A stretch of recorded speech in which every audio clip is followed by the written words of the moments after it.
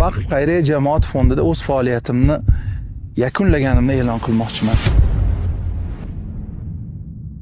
Bismillahirrohmanirrohim. Subhanalloh. Bunaqa havoda issiq choyga nima etsin? Bismillah.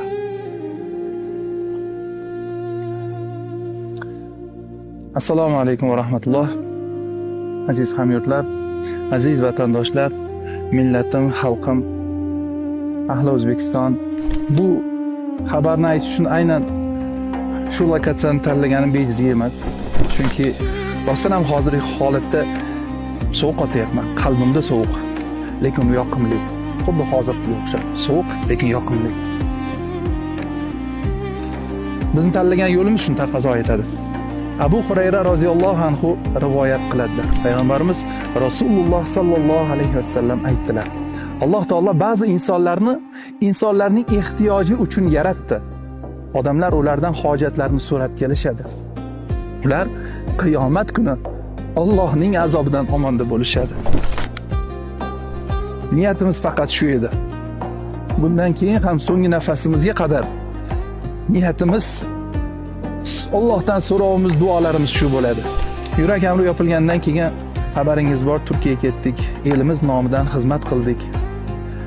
Va keyin yurtimga xizmatim kerakligini bilganim on yugurdim, chopdim, go'yoki uchdim.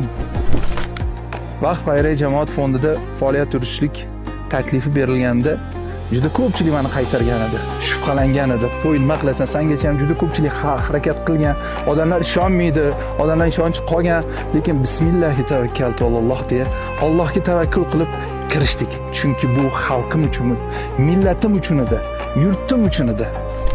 Aniq ishonchim komil edi. Alhamdulillah, yaxshi insonlarni atrofimizda Alloh taolo jamladi. Allohning fazli bilan, karami bilan 2,5 yil ichida mislsiz yutuqlarga Alloh bizga imkon berdi.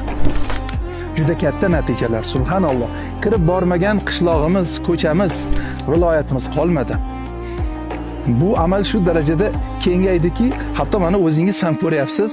Xuddi shuni dasturul amal qilib, shunga taqlid qilib, shunga havas qilib, joyda, viloyatlarda, qishloqlarda mana shunday yaxshi ishlarni davom ettirayotgan shogirdlarimiz, aka-ukalarimiz juda ko'paydi.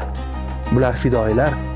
Qolaversa eng asosiy katta yutug'imiz Alloh taolo vaqfga nisbatan ishonchni odamlarning qalbiga solib qo'ydi. Odamlar ishonishyapti, ihson qilishyapti, yordam qilishyapti, xizmat qilishyapti. Mashalloh, bizning niyatimiz ham mana shu edi. Lekin ming afsuski, hamma narsaning boshi bo'lganidek oxiri ham bor. Bugun